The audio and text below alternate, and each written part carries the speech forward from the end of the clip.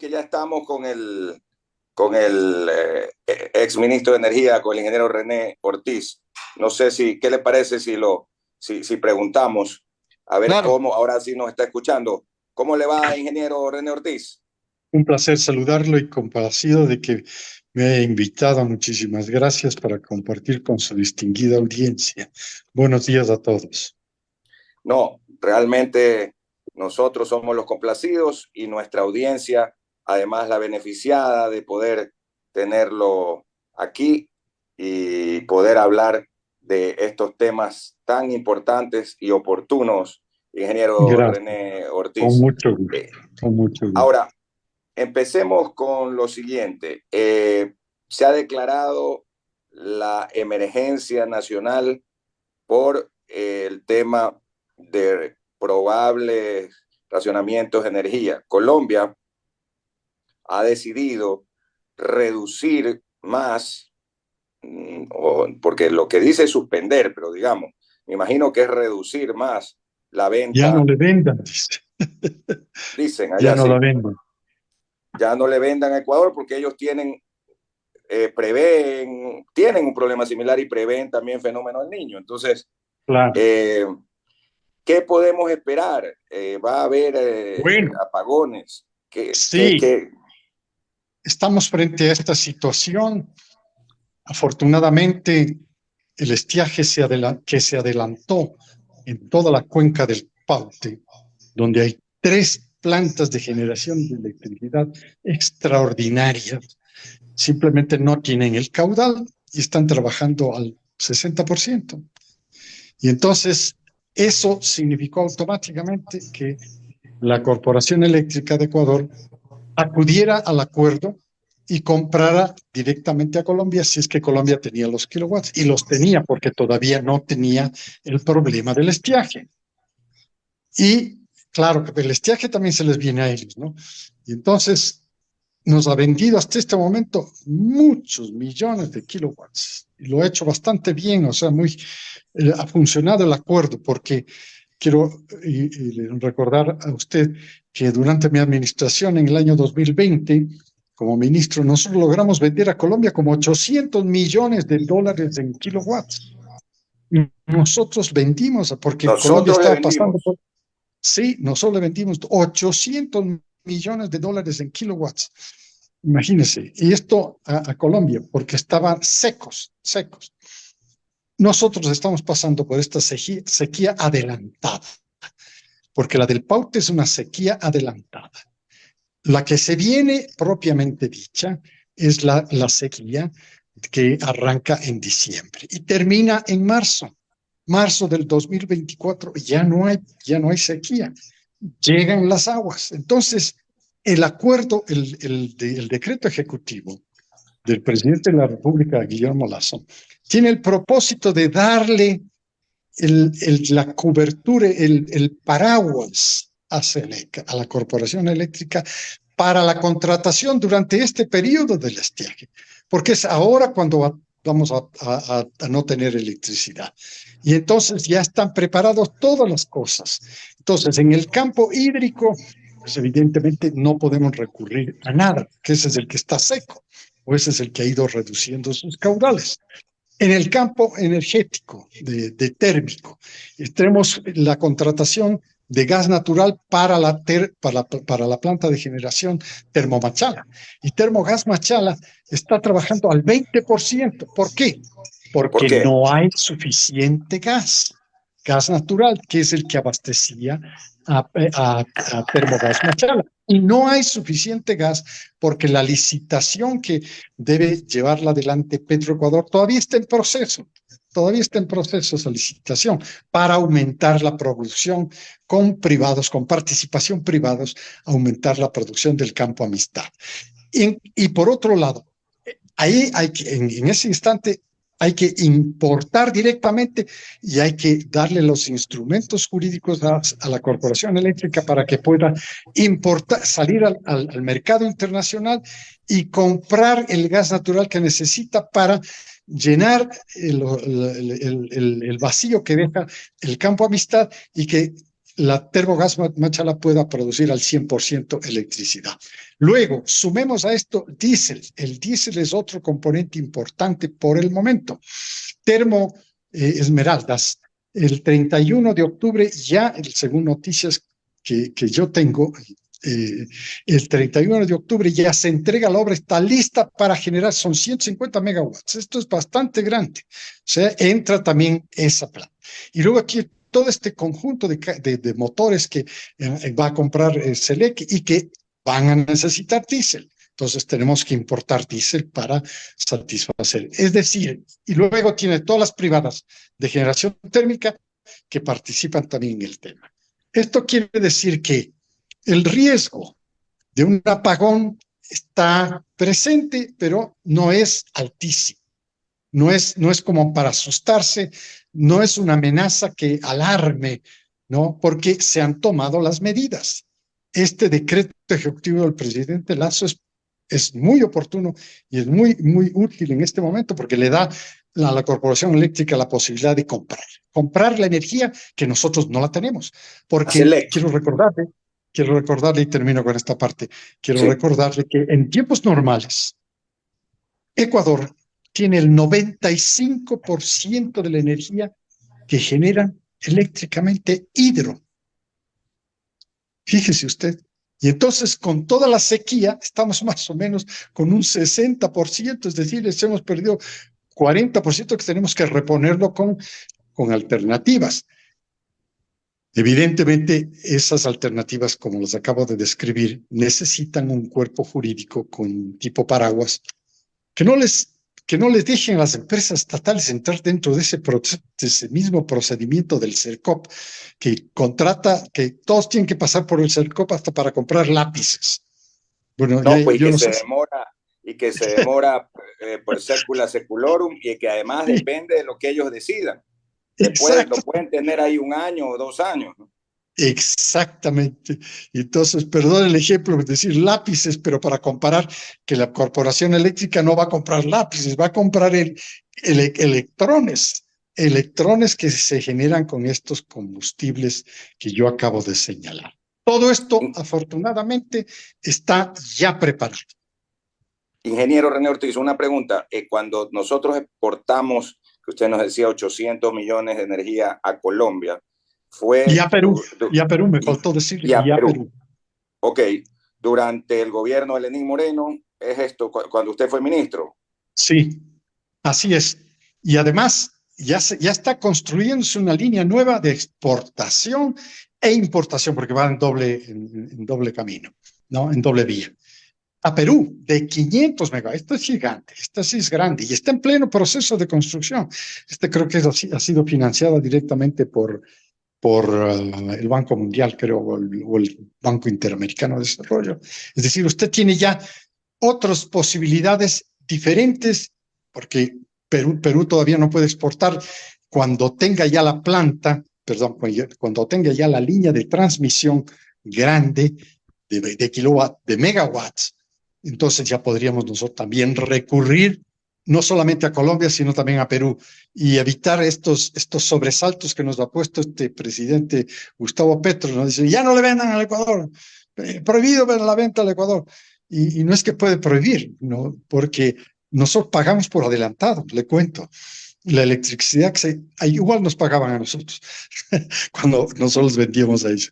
Nosotros pagamos adelantado, o sea, él no puede decir, si está pagada la energía. Hemos consumido durante todo este periodo de baja de caudal del Paute, del río Paute, le hemos comprado a Colombia y sin novedades. Y a Colombia no le ha faltado nada, no ha habido ningún apagón, todo ha sido normal. Ahora se va a presentar el problema y nos alertan y dicen, ya no vamos a obtener los mismos kilovatios. Ojalá tengamos algo de kilovatios para seguirles vendiendo, y esa es una cuarta fuente de suministro de kilowatts que aliviarían un poco esta tensión ciudadana sobre la amenaza y la alarma de que va a haber apagones.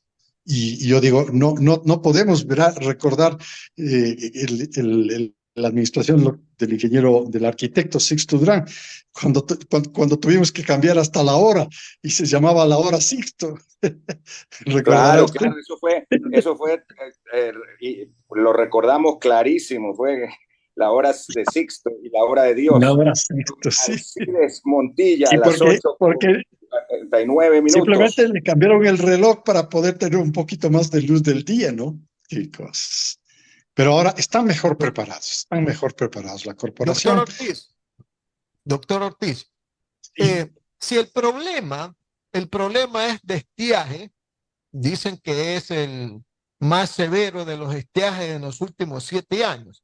Si el problema es de estiaje, o sea, la falta de agua en las centrales hidroeléctricas ubicadas en las provincias de la sierra, ¿por qué no pensamos, por qué no debemos empezar a pensar en la construcción de una central hidroeléctrica en la costa para así evitarnos estos problemas, doctor? Natural, pues natural. Ese debería ser el objetivo de la corporación, no la corporación. Naturalmente con privados, habrían inversionistas privados, pero cualquier número que estarían interesados en tomar cualquiera de los ríos y esos ríos hacerlos, convertir el agua del río en electricidad y devolver el agua al río. Esta es la energía más limpia que uno puede imaginarse, la hídrica. Y esta es la solución. Entonces, yo no recuerdo en el plan maestro, y usted me deja con una duda muy importante, porque yo no recuerdo, y voy a estudiar un poco más, no recuerdo si en el plan maestro que va hasta el año 2050, el plan maestro de electrificación tiene un plan así de largo, ¿no? Ahí incluye uno de los proyectos más grandes del Santiago. Este es un gigantesco proyecto, cuesta como 10.000 millones de dólares, que se va a hacer privadamente. Entonces, si ese se va a hacer privadamente en Guayaquil, en Guayas, en cualquiera de los ríos se puede encontrar la oportunidad de generación hídrica también, que sería la cuenca de occidental de los Andes, que es diferente de la cuenca oriental de los Andes, donde hoy día no llueve, pero llueve acá. Y vamos a tener inclusive una abundancia de agua con el tema de la de la corriente del Niño que se nos viene. Entonces, yo le agradezco porque me acaba de dar una idea muy interesante, que al final ahí hay ríos y muchos, ¿no? Y así como se hizo en Paute, que del mismo río se construyó una central, a continuación se construyó otra, a continuación se construyó otra, y cada una de estas genera su propia electricidad. Son 100, 200, 250 megawatts que genera la una, son 450 megawatts que genera la otra, y la más grande que genera como 1.000 megawatts. Este río es fabuloso, pero también tenemos en la costa ríos que deben tener la fuerza, ¿no? Deben tener el caudal. Y entonces ahí que se abra la posibilidad para la contratación privada, porque ya hay que olvidarnos de papá Estado. Hay que olvidarnos de papá Estado. Yo creo que el Estado tiene demasiadas responsabilidades sociales y pocas fuentes de financiamiento para esas responsabilidades sociales, en lugar de estar preocupándose de la electricidad, de los petróleos, de los combustibles, de la minería. Dejen que esto se desarrolle privadamente. Yo creo que el presidente electo tiene clarísima la idea de qué es lo que hay que hacer con petróleos, de qué es lo que hay que hacer con minería y qué es lo que hay que hacer con electricidad. Y eso en esa mente está el sector privado. Hay que recordar, doctor, que aquí en la costa hay algunas presas. La Daule Peripa tiene una central hidroeléctrica, la Marcela Niado, que genera energía. Claro, También claro, yo lo tenemos en recuerdo. Yo Manabí, estuve en también la tenemos, inauguración. Yo claro, estuve en tenemos la en Manabí la inauguración. presa La Esperanza, tenemos la presa de Posaona, tenemos la presa de Chone. O sea, agua puede haber muy fácilmente para construir una central. Yo también creo, sí, sí, yo también creo. Y nos falta todavía Esmeraldas. Claro, exacto. Entonces vamos de Esmeraldas, Chone, toda la cuenca del Guayas y finalmente en la parte sur la del Cubones. Exacto. Ahora, doctor, cuidadito y de repente nace esta idea, se construye la presa aquí en la costa y se empiezan a pelear, porque todo el mundo ha de decir, no, yo quiero que se haga la central en mi provincia, en mi ciudad, etcétera, etcétera. Pero bueno, lo importante es que se empiece a generar este tipo de ideas para solventar los problemas actuales del estiaje. Claro. Quiero Y preguntar tiene que otra ser, cosa. y tiene que ser absolutamente técnico. Absolutamente Exactamente, técnico. exactamente. Porque la técnica va a decir y va a determinar dónde tiene que estar esa presa para Claro generar que sí, más electricidad cerca del mercado. Y el mercado es Guayaquil. claro. Doctor, No hay nada que hacer. Es decir, Chone tiene el río, pero no tiene mercado. no, Entonces pues, tendría que utilizar el sistema interconectado. Y bueno, todos tienen que utilizar el sistema interconectado porque de otra manera no estaríamos utilizando en Guayaquil kilowatts que se generan en Coca-Cola Sinclair. No, pues ahí doctor, nosotros utilizamos en Guayaquil esos kilowatts también. O sea, el sistema interconectado está hecho para eso precisamente.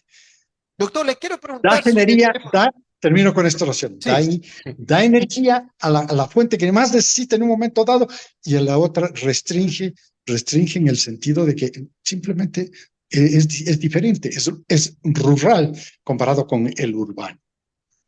Y por supuesto, doctor, construir embalses, pues no, para que no se vaya el agua a los ríos, de los ríos se vaya al mar. Pues, por ejemplo, en Se va, Managua hay dos estuarios, tres exacto, estuarios, se va al río. El estuario del sí, río Puerto Viejo, el agua se va al mar. El estuario del y río es, Chone se va al mar y y es, no se aprovecha el agua. y es la energía más limpia que existe Claro, la desde hidroeléctrica. desde el punto de vista ambiental. La planta generadora de electricidad recoge el agua del río, genera la electricidad y le devuelve al río el agua. ¡Qué maravilla!, ¿no? Es una belleza la hidroelectricidad, es una verdadera maravilla. Eso sin contar con el agua del río Guaya, que también pues, se va al mar, pues no tanta cantidad de agua Exacto. que se desperdicia realmente y se debería de utilizar para producción de energía eléctrica. Le quiero preguntar otra cosa, doctor. Como en Sí, este sí, momento estamos comprando a Colombia, le estamos comprando el kilovatio hora 57 centavos, ¿verdad? Cuando el sí. costo promedio de electricidad en el Ecuador es de 9 centavos. ¿Qué hará el gobierno?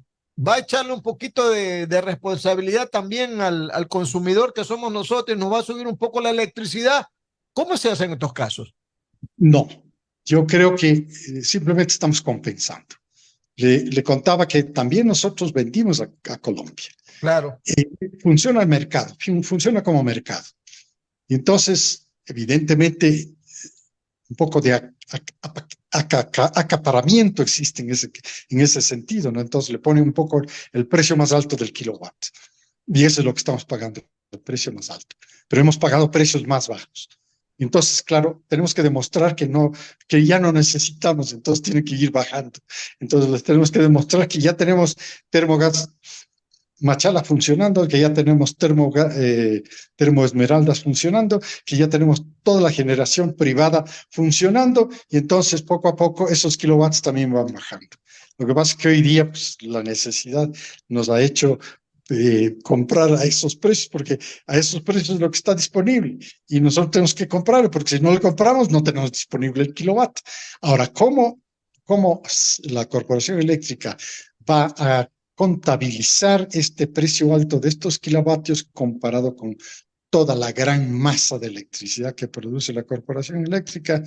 Yo creo que fácilmente se va a diluir, no va a haber un impacto directo en estos momentos, a pesar de que entiendo yo que el presidente electo tiene en mente también a entrar a tocar el tema, pero no es por los precios.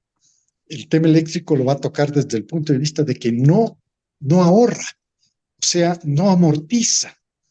Si la inversión que se ha hecho, tal cantidad de inversión gigantesca que se ha hecho en centrales hidroeléctricas, simplemente la plata está ahí y no se la ha podido recuperar, ¿no? Como lo hacemos en la industria privada, ¿no? Es decir, usted hace una inversión y lo primero que recupera es la inversión. Pues. Ya después queda la planta y genera y todo lo que sea, produce, opera, pero ya recupera la plata invertida en qué sé yo, 15, 20 años, pero continúa operando. Esto es lo que en los 9 centavos que pagamos en este momento no contemplan la amortización del capital. Doctor, aprovecho la oportunidad de diálogo con usted para tratar otro tema que está relacionado con el petróleo, ¿verdad? A ver, Porque parecen con dos gusto. preguntas ahí, porque muchos dicen, la expectativa es de que con esta guerra de Hamas con Israel pueda subir el precio, ¿verdad? Todavía no está subiendo, pero probablemente pueda subir. Pero además hay otro problema que también le quiero preguntar, porque desde hace algún tiempo la producción nuestra está bajando. De los 585,000 que producíamos diarios, estamos ahora en 377,000, según lo que yo estoy leyendo.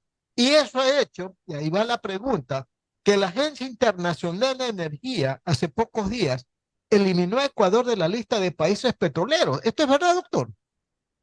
A ver, desde el punto de vista de la industria del petróleo, tenemos un problema serio con Petroecuador, porque Petroecuador depende del gobierno nacional para el financiamiento. Pero Claro, usted y yo sabemos que la caja fiscal está seca.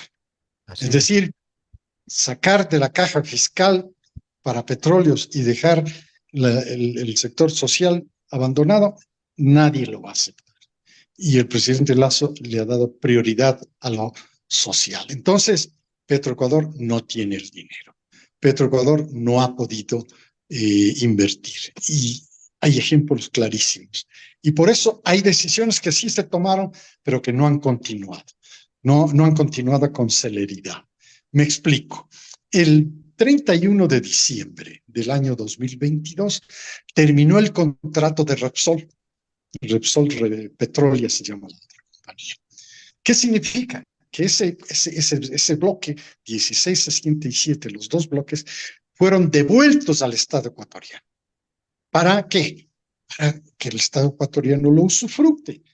El Ministerio de Energía y Minas reaccionó muy elocuentemente en el sentido de que en los próximos 90 días Petroecuador lanzaría la licitación, tendrían lista la licitación, perdón, para que internacionalmente una compañía privada tomara el bloque que manejaba Repsol.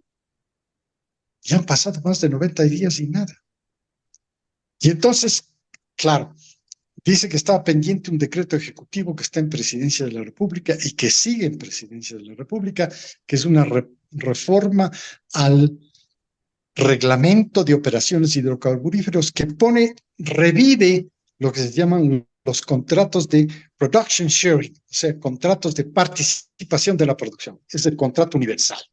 ¿No? Lamentablemente Correa los manejó muy mal y por eso hemos pagado unas indemnizaciones millonarias porque a las compañías que no quisieron pasarse a la modalidad que él quería a su gusto, ¿no? Simplemente les confiscó y se acabó y esto le llevaron a Ecuador a los tribunales internacionales y a la final le dieron la razón a las compañías petroleras y lógicamente a nosotros como ciudadanos y como país nos ha tocado pagar todos esos millones de millones. A Oxy solamente se le ha pagado, lo pagó Correa a propósito. A Oxy, 1.200 millones de dólares de indemnización por haberle mandado sacando. Y así a las otras. Hemos perdido todos los casos de arbitraje. ¿Por qué? Porque absolutamente de acuerdo con las compañías. Tenían un buen contrato, pagaban sus impuestos, cumplían con la ley. Pero al presidente Correa se le entró entre las cejas y cejas que tiene que cambiar los contratos. La compañía dice, no, yo tengo un contrato válido, jurídicamente es válido, está dentro del marco jurídico, cumplimos con los impuestos, cumplimos con las leyes, los recursos naturales y los recursos ambientales y todo eso. Sin embargo, ahora estamos pagando la cantidad. Entonces, en la reforma de este decreto que todavía está en la Presidencia de la República, hay que pedirle al presidente de la República que se olvide de esa práctica que dice, no, es que hay que ser delicados con el siguiente gobierno. No, por favor, gobierne como usted dice, hay un eslogan del presidente Lazo, como usted dice, continuamos, ¿no? Muy bien, gobierne hasta el último día. Ese decreto lo necesitamos. Ese decreto de la reglamentación de operaciones hidrocarburíferas con el contrato de production sharing, lo necesitamos para poder sacar a la licitación el bloque 16 de Repsol, que ha bajado la producción, ha perdido 6,000 barriles por día. Esto es una enorme pérdida para el Ecuador. Si a eso le sumamos lo que vamos a perder con el tema este del ETT, que fue un horror igualmente, bueno, entonces le ha caído la producción, y si a esto le sumamos la falta de dinero para hacer workover y otras operaciones de mantenimiento que le ha ido cayendo la producción. Petroecuador como empresa, como está, no sirve.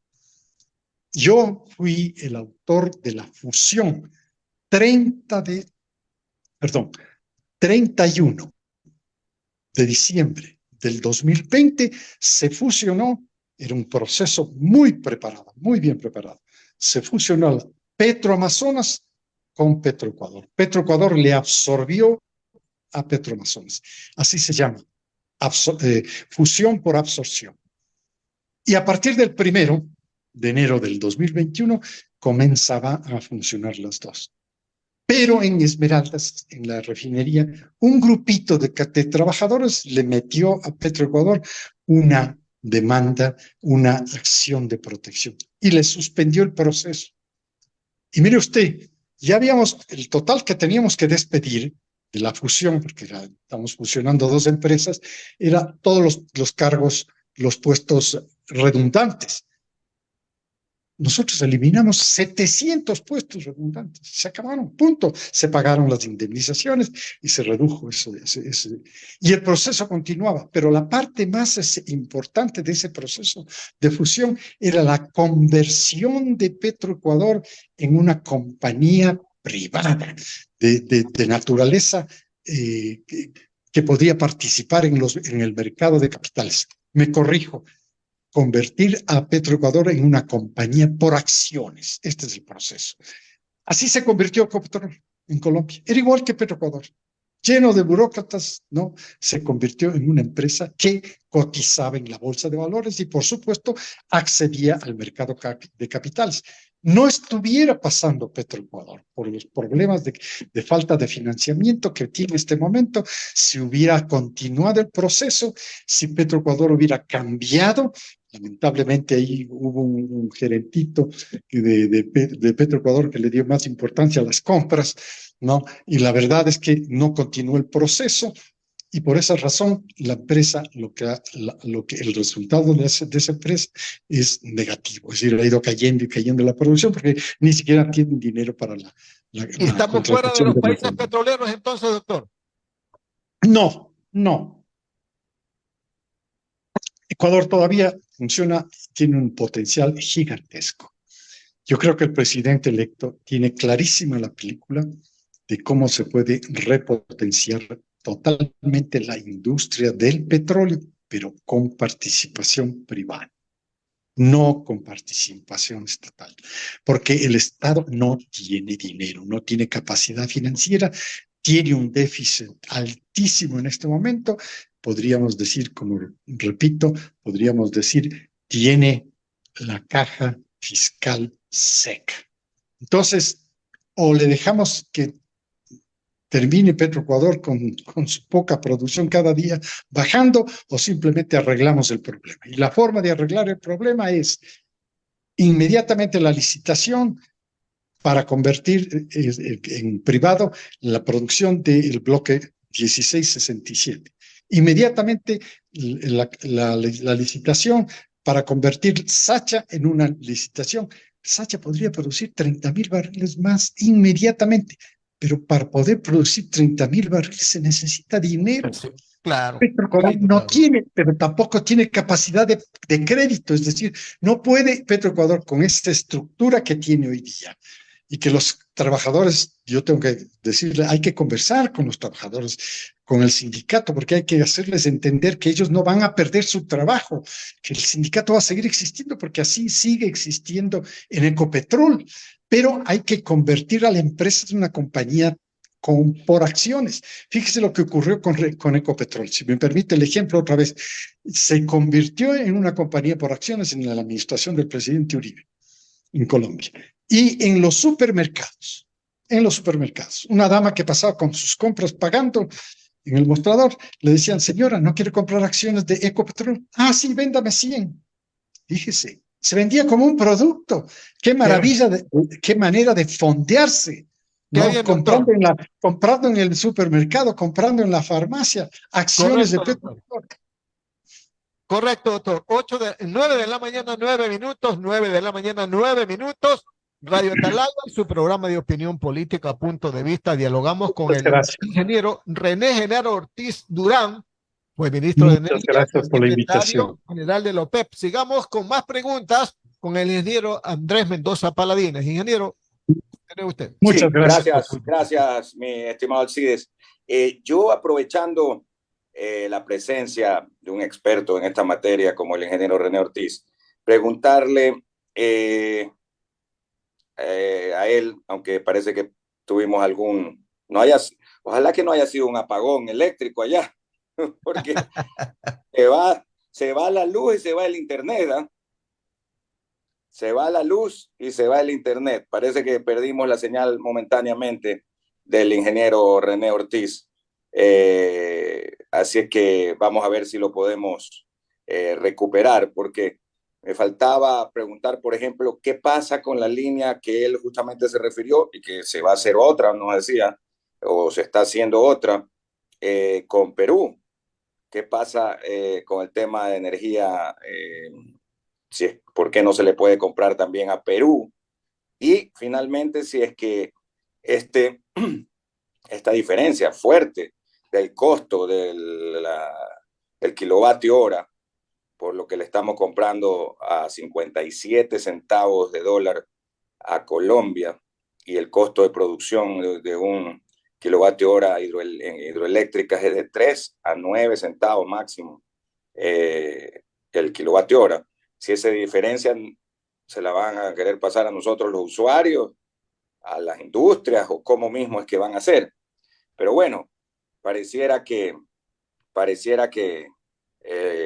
algo pasó con el ingeniero René Ortiz, que fue ministro en efecto durante el gobierno del expresidente Lenín Moreno, del año 2020 fue nombrado pues ministro de Energía René Ortiz, pero siempre ha sido un experto en el sector, ¿no? Yo recuerdo haber conversado desde hace mucho tiempo con René Ortiz. Acá tenemos a propósito, y si lo podemos recuperar la señal, Isaí, Paulita, sería muy bueno. Nos envía un mensaje que dice: ¿qué tal, Andrés? ¿Sería conveniente que Guillermo Lasso le deje alzado el precio de los combustibles a Daniel Noboa? Pregúntale a René Ortiz cuál es su opinión al respecto. Bueno, ya vamos a ver. Yo no estoy de acuerdo, por si acaso, con esa situación. Obviamente, como usuario, no estoy de acuerdo. En el caso de la Super, pues sí está ya sin subsidios. En el caso del diésel, sigue con subsidio, un subsidio muy grande. Y en el caso de la Eco, también tiene un subsidio muy importante. La otra gasolina, Eco Plus, dejó ya de circular. O sea, ya no hay Eco Plus en el mercado, don Alcides. Por el poco consumo, oiga, por el poco consumo ya no hay energía. Ah, no, sí, ya no hay. Oiga, ya No, está con nosotros ya nuestro siguiente invitado. allá, claro, está. Mire, hemos tenido hoy exministros, que Y además del fueron mismo buenos apellido. ministros, Y del mismo y tienen apellido. el mismo apellido, solo que el uno, y no le preguntamos, me imagino que ha de ser de Liga de Quito o de Auca.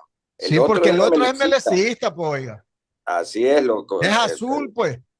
así es, el economista Fausto Ortiz de la Cadena. A él le podemos preguntar lo que dice, nos pregunta don Iván Casanova, justamente, que es de la Asociación de justamente de Gasolineros.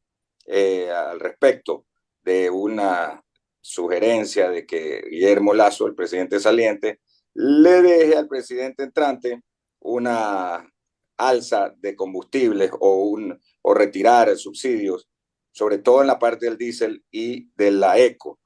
Vamos a hacer una pausa, Alcidito, ¿qué le parece para regresar Claro, inmediatamente?